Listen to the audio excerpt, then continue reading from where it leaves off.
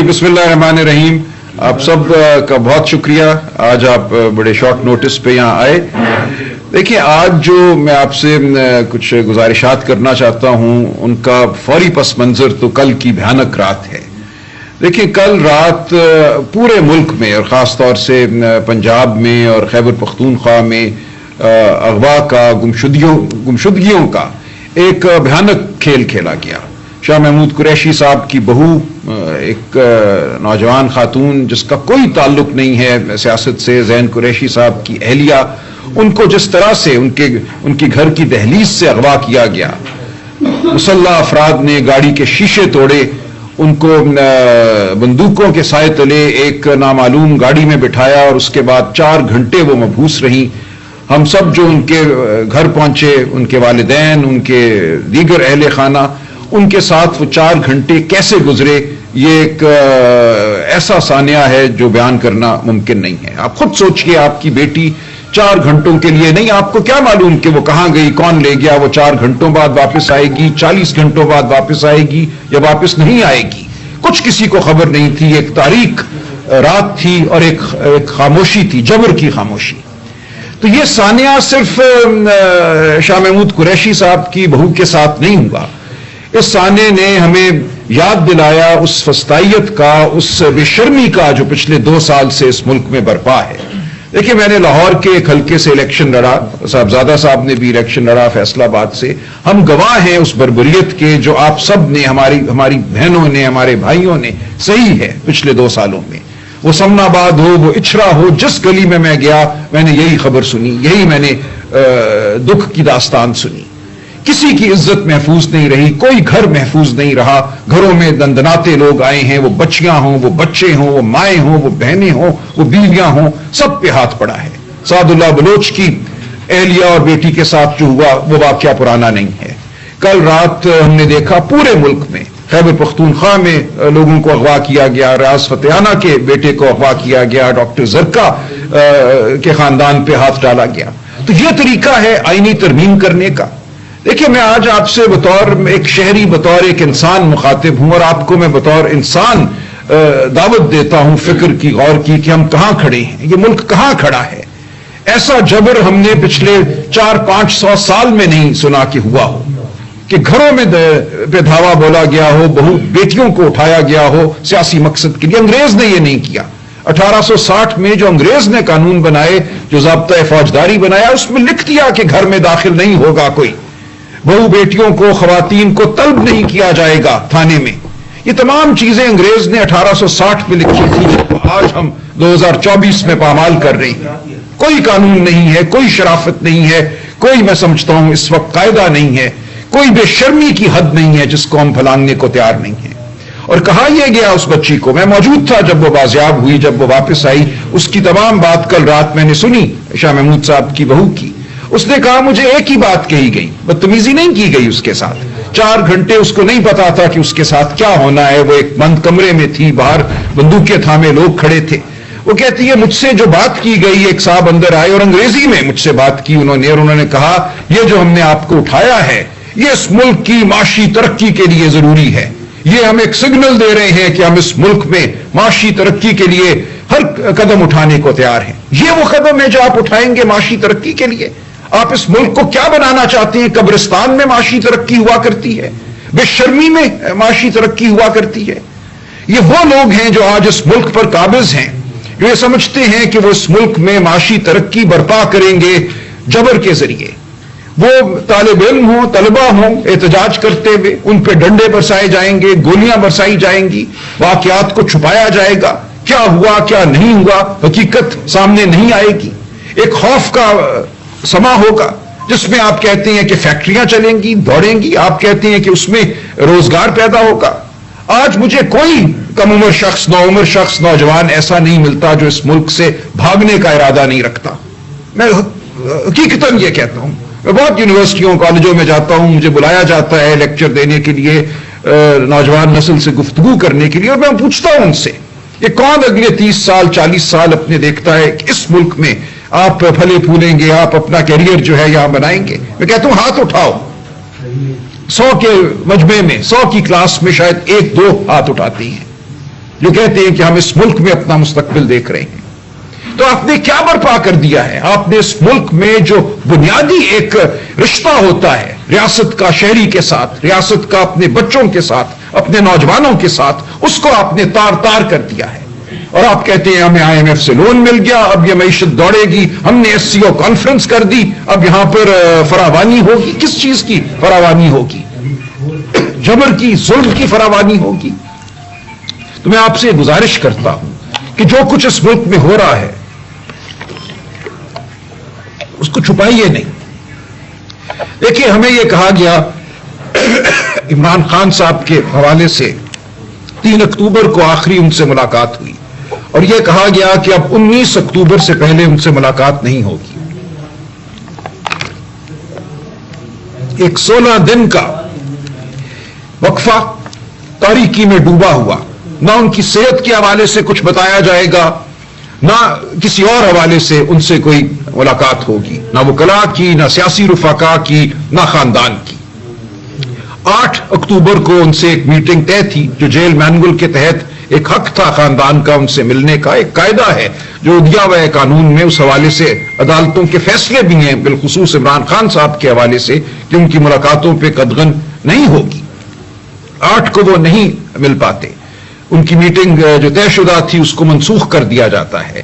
ان کی ایک ہمشیرہ جو آزاد ہے اب بھی، باقی 2 تو جیل میں ہیں جن کو ناحق گرفتار کیا گیا، وہ آتی ہیں اسلام آباد. میں ان کی طرف سے ایک پٹیشن دائر کرتا ہوں، وہ ہائی کورٹ میں لگتی ہے. ہم یہ استدعا کرتے ہیں کہ انسانی رویوں کے تحت آپ ایک ہمشیرہ کو یا ایک ایسے ڈاکٹر کو جس پہ انہیں اعتماد ہے خان صاحب کو اور ان کے خاندان کو، ان کو 20 منٹ کے لیے صرف ملنے دیجیے خان صاحب کو، تاکہ جو کروڑوں لوگ پاکستان میں اس وقت تشویش میں مبتلا ہیں ان کی تشویش ختم کی جا سکے. عدالت نے بدقسمتی سے ہماری درخواست رد کی. میں پورا دن اس دن عدالت میں بیٹھا.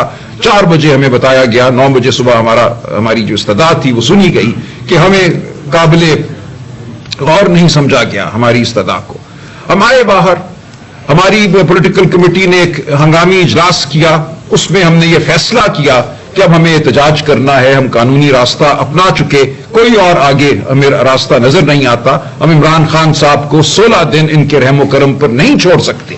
ہم سب تشویش میں مبتلا تھے، خان صاحب کے حوالے سے، ان کی صحت کے حوالے سے، ان کی فکر تھی ہمیں. تو ہم نے یہ فیصلہ کیا 11 تاریخ کی شام کہ ہم 15 تاریخ کو اسلام آباد میں ایک احتجاج کریں گے. اب اس کے بعد کیا ہوا؟ بہت سوال اٹھے ہیں. میں سمجھتا ہوں ہمیں جواب دینا چاہیے ان سوالات کا. ایک بیانیہ ہے سوشل میڈیا پہ، YouTube پہ، وہ قائم کیا گیا. ہم پہ غداری کا الزام لگایا گیا، ہم پہ بزدلی کا الزام لگایا گیا. تو اب میں سمجھتا ہوں ضروری ہے کہ ان تمام الزامات کو دیکھا جائے، کس حد تک ان الزامات میں صداقت ہے اور کس حد تک معاملہ کچھ اور تھا. ہوا اس طرح سے، میں آپ سے عرض کرتا ہوں بطور سیکرٹری جنرل، جب 11 تاریخ کی شام یہ فیصلہ ہو گیا کہ 15 کو ہم نے آنا ہے اسلام آباد اپنا احتجاج ریکارڈ کرنے، پرامن احتجاج ریکارڈ کرنے، ہم نے کبھی توڑ پھوڑ نہیں کی. خان صاحب کی پوری سیاست اس چیز کی گواہ ہے کہ ہم نے تخریب کی سیاست نہیں کی. سڑک پہ آنا ہمارا بنیادی حق ہے. اس حق کو اب اس رجیم نے اس دور میں ایک جرم سمجھ لیا گیا ہے.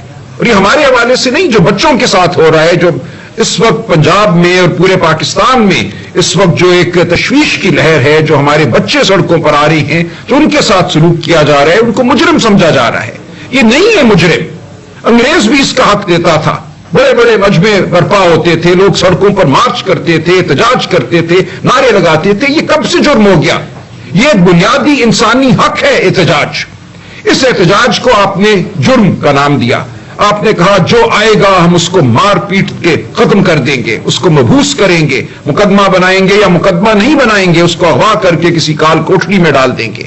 آج انتظار پنجھوتا کہاں ہے؟ آج 9واں دن ہے. انتظار پنجھوتا کا کچھ پتہ نہیں، اس کے خلاف نہ کوئی مقدمہ ہے، نہ اسے کسی عدالت میں پیش کیا گیا. تو یہ ہے وہ صورتحال جس سے ہم دوچار تھے. 12-13 تاریخ کے دوران مجھے مختلف علاقوں سے، پنجاب، خیبر پختونخوا اور اس سے آگے بھی MP حضرات کے فون آئے. تقریباً 70-75 MP حضرات کے مجھ سے رابطہ ہوا، اور مجھے یہ کہا گیا کہ جو فسطائیت کا عالم ہے اس وقت 4 اور 5 اکتوبر کے بعد، जितने लोग हमारे उठा लिए गए हैं, बेगुनाह लोग उठा लिए गए हैं, जो बच्चों को मारा पीटा गया है, तो हम इस वक्त इस काबिल अपने आप को नहीं पाते कि हम इस्लामाबाद सही तरीके से आ सकें।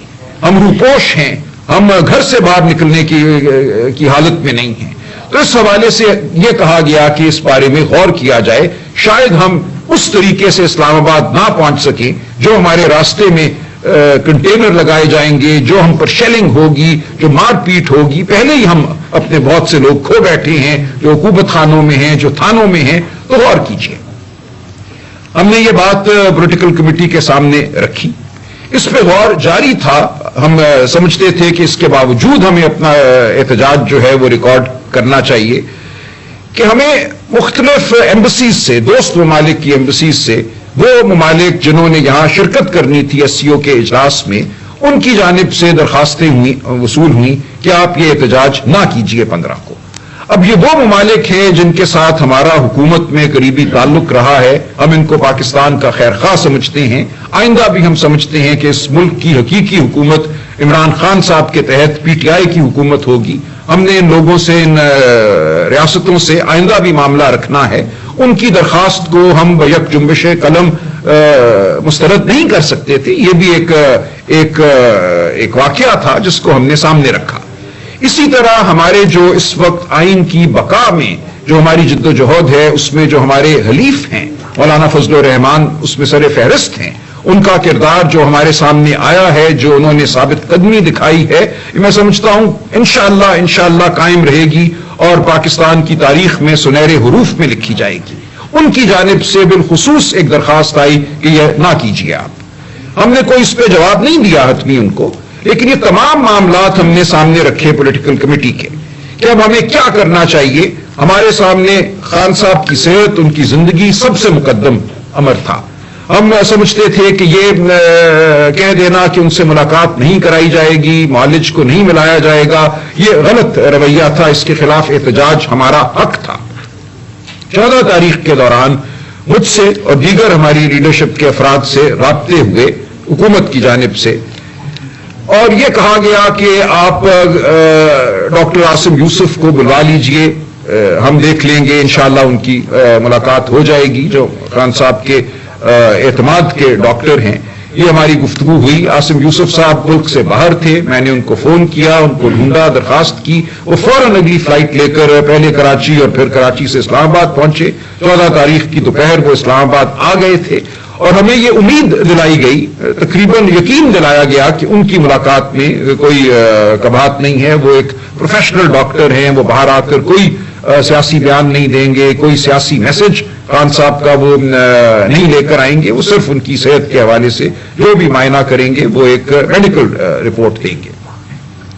तो हम इस अमर को भी हमने सामने रखा कि ये बात मुमकिन है कि ये हो जाए, और हमें किसी हद तक इंसानियत की बुनियाद पर ये उम्मीद थी, यकीन तो मैं नहीं कहूंगा, उम्मीद थी, कभी उम्मीद थी कि उनको मिलने दिया जाएगा।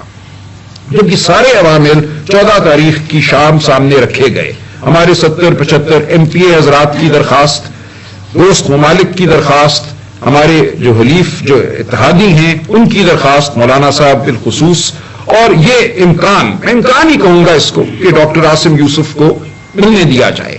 इन तमाम चीजों को सामने रखकर मैं कहूंगा पॉलिटिकल कमेटी ने एक फैसला किया और दयानतदारी से फैसला किया।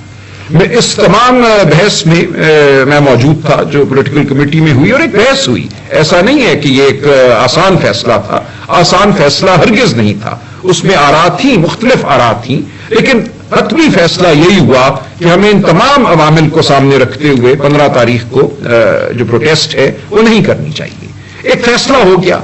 अब ये किसी का सादिर करना फरमान कि ये फैसला बदअहदी पर मबनी था, ये गद्दारी था, ये मैं आप पे छोड़ता हूं। जो बात हुई, जिस तरह हुई, वो वाकयात मैंने आपके सामने रख दी हैं। मेरी नजर में जो भी राय दी गई, मैं अपनी राय की हद तक तो जाहिर है वसूख से कह सकता हूं, साहबजादा साहब जहां बैठे हैं, दीगर उफका, हम सब ने अपनी अपनी राय पूरी दयानतदारी से दी, और उस राय की बुनियाद पर एक मजमूई फैसला हुआ। अब अगर कोई इस फैसले को बदयानती पर मबनी करार देना चाहता है तो उसकी मर्जी है। बयानियां बनाने पे तो कोई पाबंदी नहीं है, आप कह सकते हैं, कुछ भी कह सकते हैं, लेकिन जो हकीकत है वो पूरे सिद्क़े दिल से, वजाहत से اور بغیر کوئی چیز چھپائے میں نے آپ کے سامنے رکھ دی ہے. اب یہ ہے وہ صورتحال. لیکن دیکھیے اس سے ہم نے آگے بڑھنا ہے. ایسا نہیں ہے کہ یہ ہماری سیاست یا ہماری مزاحمتی سیاست جو ہے وہ ختم ہو گئی. اس وقت جتنی ضرورت مزاحمتی سیاست کی پاکستان کو ہے, پاکستان کے مستقبل میں جو فلاح ہم دیکھنا چاہتے ہیں اس کو ہے, وہ شاید پاکستان کی تاریخ میں کبھی نہیں تھی. ہم ایک تاریخ گھاٹی کے دھانے کھڑے ہیں. اس سے آگے مجھے تباہی نظر آتی ہے. یہ ملک مجھے ان لوگوں کے ہاتھ نظر آتا ہے جو نہ تاریخ کا ادراک رکھتے ہیں, نہ معیشت کا ادراک رکھتے ہیں, نہ شرافت کو کچھ سمجھتے ہیں. دیکھیے پاکستان کی تاریخ میں ایسے مواقع آئے ہیں, اتنا کبھی ماحول شاید کبھی بھی نہیں ہوا. جب ایوب خان صاحب کے دور کو دیکھتے ہیں, اور اکثر ہمیں جو دوست ملتے ہیں حکومتی یا مقتدرہ کے, وہ ایوب خان صاحب کے دور کی بڑی تعریف کرتے ہیں اور کہتے ہیں ہاں بس یہ غلطی ہوئی ایوب خان صاحب سے کہ انہوں نے جبر ذرا کم کیا, زور سے ان کو دبانا چاہیے تھا. جو تحریک سن 69 میں یا 68 میں شروع ہوئی تھی, وہ چاہتے تو اس کو دبا دیتے, لیکن انہوں نے وہاں کمزوری دکھائی. یہ ایک وہ بے وقوفانہ سوچ ہے جو مجھے اب اس وقت ابھرتی نظر آ رہی ہے حکومتی ایوانوں میں, کہ جبر سے یہ ملک آگے بڑھے گا. ایوب خان کا دور کوئی مثالی دور تھا, کمی صرف یہ تھی کہ جبر کم کیا گیا آخر میں. لیکن ایسا نہیں ہے. ایوب خان صاحب کا دور شروع کے 3-4 سال اگر ہم دیکھیں اس میں ہوئی ترقی. ایک زرعی انقلاب آیا, باہر سے ہمیں ایڈ ملی, پیسے آئے, ہم نے زراعت میں لگایا, زرعی ضرور ایک ہماری جو پیداوار تھی اس میں اضافہ ہوا. اس کے بعد 1962 میں ایک ایسا آئین دیا گیا جس میں نہ بنیادی حقوق تھے, نہ عوام کو ووٹ دینے کا براہ راست حق تھا. وہیں سے تخریب اور بگاڑ شروع ہو گئی. حبیب جالب نے اپنی نظم لکھی, پورا نظام ہل گیا. میں نہیں مانتا, میں نہیں جانتا, آپ سب جانتے ہیں اس صبح پہ نور کو, اس ذہن کی لوٹ کو. وہاں سے حالات بگڑنا شروع ہوئے. پھر محترمہ فاطمہ جناح کے ساتھ ایک الیکشن کیا گیا, اس میں محترمہ کو دھاندلی کے ذریعے ہرایا گیا. اس کے بعد جب آپ دھاندلی اس سطح کی کر دیتے ہیں تو آپ کا کوئی اخلاقی جواز نہیں رہتا حکومت میں رہنے کا. ایوب خان صاحب اپنا اخلاقی جواز 1964 کے آتے تک کھو چکے تھے. اس کے بعد تباہی ہوئی. ایک جنگ آپ نے برپا کی ملک پہ, وہ بھی ایک پیچیدہ معاملہ ہے 1965 میں. اس کے بعد اگر آپ دیکھیں تو اس ملک کی معیشت نے صرف تنزلی کی جانب رخ کیا. تھوڑا سا ہمیں علمی ایک پیرایا اپنانا چاہیے اس گفتگو میں. سرتاج عزیز صاحب اس وقت پلاننگ کمیشن میں تھے. ان کی کتاب اگر آپ پڑھیں, میں سب کو دعوت دوں گا, بٹوین ڈریمز اینڈ ریالٹی. وہ یہ کہتے ہیں کہ ہم پلاننگ کمیشن میں بیٹھے ہوئے ایوب خان کے دور میں یہ سمجھ رہے تھے یہ IMF سے لون آ گیا, یہ امریکہ نے پیسے دے دیے, یہ روس نے کہا کہ اسٹیل مل لگا دیں گے, اب تو پاکستان کے وارے نیارے, اب تو ہم ترقی کریں گے. پاکستان چل پڑا, دوڑ پڑا, اور پھر کہتی ہے ایک دن بھگ کر کے سب کچھ اڑ گیا. ہمیں پتا چلا کہ لوگ تو بہت ناخوش تھے. مشرقی پاکستان ہو یا مغربی پاکستان ہو, جو تحریک یہاں چلی 1968 کے بعد, وہ ایک تاریخی نوعیت کی تحریک تھی.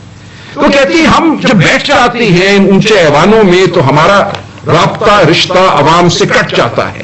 وہاں بیٹھ کر کسی جرنیل کے سامنے کلابے ملانا, یہ بتانا کہ اب ہم بہت اچھا آپ کی ہدایت کے مطابق چل رہے ہیں, اب پاکستان فلاح کی جانب گامزن ہوا, بس آپ کی جناب ضرورت تھی, آپ کی لیڈرشپ مل گئی, اب تو ہمیں اور کچھ نہیں چاہیے, پاکستان ترقی کرے گا. یہ کھیل ہم بہت دفعہ کھیل چکے ہیں. آج پھر ہم وہی کھیل کھیل رہے ہیں. آج پھر ہم یہ سمجھ رہے ہیں کہ جبر کے ذریعے پاکستان ترقی کرے گا. جو اس کو ایک ضرورت تھی ڈنڈے کی, وہ ڈنڈا مل گیا, اب ڈنڈا چلاؤ, ڈنڈے سے پاکستان میں نہریں بہیں گی شہد کی اور دودھ کی. ایسا نہیں ہوگا. آپ پاکستان کو صرف اور صرف تباہی کی جانب لے کر جا رہے ہیں. جو آپ جبر کا نظام برپا کر رہے ہیں, جو شرافت کو آپ تار کر رہے ہیں, اس کا نتیجہ تباہی کے علاوہ کچھ نہیں ہوگا. ہم ہرگز ایک انتشاری جماعت نہیں ہیں. ہمیں کہا جاتا ہے انتشاری ہیں. میں کہتا ہوں شیروانیوں میں آج انتشار ہو رہا ہے, بڑے ایوانوں میں. یہ میں نے کہیں اور بھی کہا, میں اس کو آج پھر دہراتا ہوں. جو آپ آئین اور قانون اور شرافت کی دھجیاں بکھیر رہے ہیں, انتشار وہ ہے. انتشار وہ نہیں ہے جو بچے احتجاج کرتے ہیں تو آپ ان کو مارتے ہیں. احتجاج وہ نہیں ہے جب آپ ایک قومی لیڈر کو بند کر دیتے ہیں کال کوٹری میں اور اس کے بعد خلاف اس جبر کے خلاف آواز نہیں اٹھانے دیتے. وہاں آپ آنسو گیس برساتے ہیں, ڈنڈے برساتے ہیں, لوگوں کو گرفتار کرتے ہیں, بغیر مقدموں کے کال کوٹریوں میں ڈالتے ہیں. 7 دہشت گردی کے مقدمے میرے خلاف قائم کیے گئے ہیں پچھلے ایک ہفتے میں. آج میں ہر روز کسی عدالت میں جاتا ہوں یہ بتانے کہ میں دہشت گرد نہیں ہوں. یہ آپ نے رویہ اپنایا ہے. آپ چاہتے ہیں کوئی آواز بلند نہ کرے, آپ چاہتے ہیں کوئی گفتگو نہ کرے, کوئی آئین کی بات نہ کرے, شرافت کی بات نہ کرے, تو یہ معاملہ کیسے آگے بڑھے گا؟ اس لیے اب ضرورت ہے کہ ہم سب رک جائیں. جو آئینی ترمیم کا ایک ڈھونگ کھیلا گیا, جس کی وجہ سے یہ جبر پچھلے جو چند دنوں کا ہمیں نظر آتا ہے, 63A کا فیصلہ دے دیا قاضی صاحب نے, آپ کو کہا کہ ہاں جو منحرف ہوگا اپنی جماعت سے اس کا ووٹ سر آنکھوں پر اٹھایا جائے گا, اس کو گنا جائے گا. اس فیصلے کا اس وقت مقصد صرف یہ تھا کہ وہ بازار گرم کیا جائے بے شرمی کا جو آج گرم ہے. لوگوں کو اغوا کیا جائے, مارا پیٹا جائے, بہنوں بیٹیوں کو پہ ہاتھ اٹھایا جائے تاکہ ووٹ ڈلے, اور وہ ووٹ جو ہیں اس آئین ترمیم کا باعث بنے جس کے ذریعے شاید نوکری کو طول مل جائے کسی کی. تو ہم کہتے ہیں ایسا آپ نے جو کیا بہت برا کیا. نہ آپ کی نوکری کو طول ملے گا, عزت تو خیر گئی. آپ اگر چاہتے تھے کہ ملازمت کرتے رہیں کچھ عرصہ اس ملک میں اور اس ملک میں وہ فیصلے لیتے رہیں جو مقتدرہ کے من پسند ہیں, تو انشاءاللہ یہ نہیں ہوگا. پاکستان کی عوام کھڑی ہے, پاکستان کی عوام سڑکوں پہ بھی آئے گی. اور دیکھیے سڑکوں پہ لیڈر نہیں لاتے عوام کو. یہ ایک کہنا کہ سلمان راجہ اگر ڈی چوک پہ پہنچ جاتا اور 4 گھنٹے وہاں تقریر کرتا تو انقلاب آ جاتا, ایسا کہاں ہونا تھا.